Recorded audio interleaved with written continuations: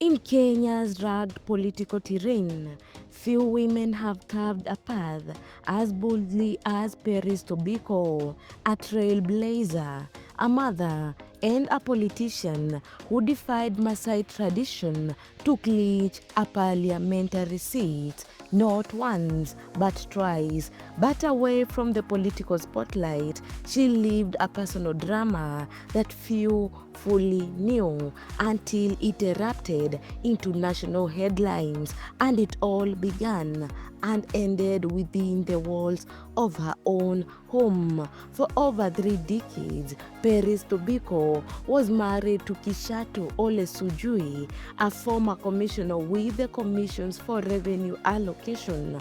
Together, they raised 4 children, built a family, and at least on the surface appeared to embody stability.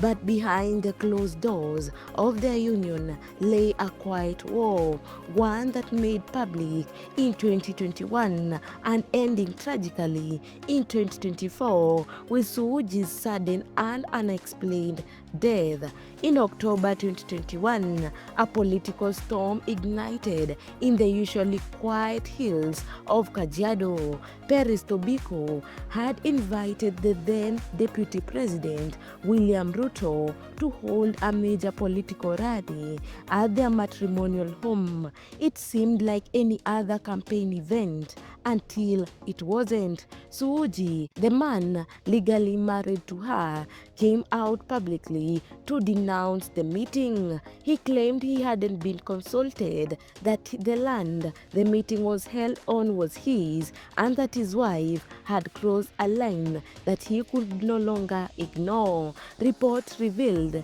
that Suji even called the police to stop the event, accusing Ruto and his entourage of trespassing on private property. The confrontation embarrassed many, but more so, it exposed the deep rift between a husband and a wife whose lives had grown apart politically, emotionally, and publicly. Tobiko, however, remained defiant. She maintained that they were still married and that the rally was a reflection of her political stand, not a marital breakdown. The media picked up the feud with fever. Suji was quoted in several outlets expressing humiliation, saying politics had desecrated his home. And although Tobiko attempted to downplay the confrontation, the damage was done. The public had seen behind the curtain, and what they saw was a marriage on the edge. Yet despite all the noise, the couple never officially divorced. They remained bound by law, if not by peace. For years after the 2021 clash, little was heard about the state of their relationship. Suji kept a low profile. Tobiko pressed forward with her political ambitions, later becoming a nominated senator under the UDA banner. Many assumed they had gone their separate ways quietly until late 2024, when the news of Suji's death broke. It was sudden. No prior illness had been reported. No medical statement was released to the public.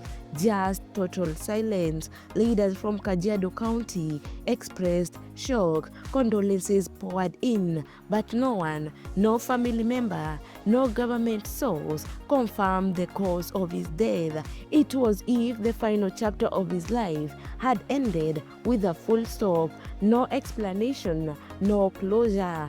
And through it all, Peris Tobiko kept her composure. She posted a few words of grief on social media, hinting at the pain but offering no further details. Some interpreted her silence as strength, others as avoidance. But regardless of the opinion, the fact remains: Kishato Ole Suji died without the world knowing why, and the woman who once stood beside him in love and in war remains tight-lipped to this day. Theirs was not an ordinary marriage. It began in youthful love.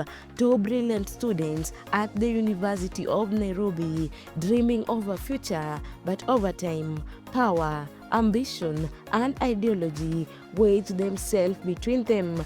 And when political loyalty clashed with matrimonial loyalty, it was Kenya that watched it all unfold, live, raw, and real. Today, Peris Tobiko continues to serve in the government, breaking barriers for women and Maasai leaders alike, but she does so while carrying the weight of a story unfinished, a man mourned, and a marriage that once united two people, now remembered for its silence, its scandal, and its sorrow. Sometimes the most powerful political stories aren't written in the halls of parliament, but in the spaces between love and loss, power and pride. This was the story of Peris Tobiko and Kishato Ole Suji. Until next time, keep tuned to TMN Media for more stories about Kenya's political heavyweight.